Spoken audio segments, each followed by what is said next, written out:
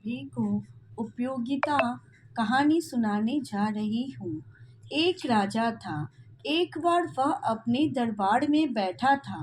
तभी उसने अपने दरबारियों से पूछा, बताओ इस संसार में ऐसे कौन से जीव जंतु हैं जो निरुपयोगी हैं।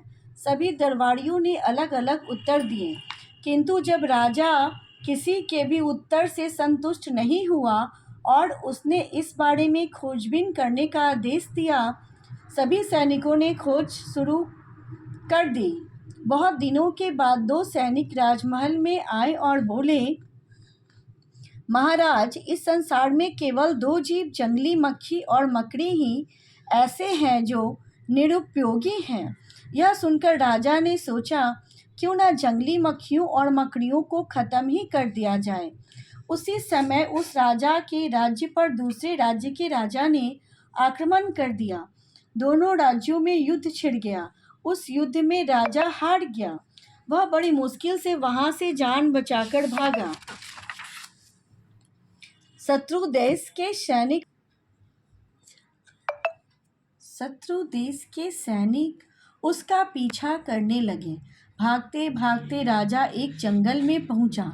वह एक पेड़ के नीचे बैठ गया। वह थका हुआ तो था ही, उसे तुरंत नींद आ गई। तभी एक जंगली मक्खी ने उसकी नाक पर डंक मारा। डंक लगते ही राजा की नींद खुल गई। तभी उसे ध्यान आया कि इस तरह सोने से तो वह मुश्किल में पड़ जाएगा। फिर वह वहां से उठकर एक गुफा में छिप गया। जैसे ही राजा गुफा के अंदर गया, गुफा के द्वार पर मकड़ियों ने जाल बुन दिया।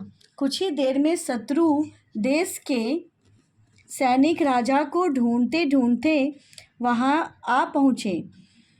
गुफा के द्वार पर जाला देखकर वे आपस में कहने लगे, अरे अरे, आगे चलो। यदि वह इस गुफा में आया होता तो यह जाला नष्ट न हो गया होता। यह कहकर शत्रु के सैनिक आगे चले गए।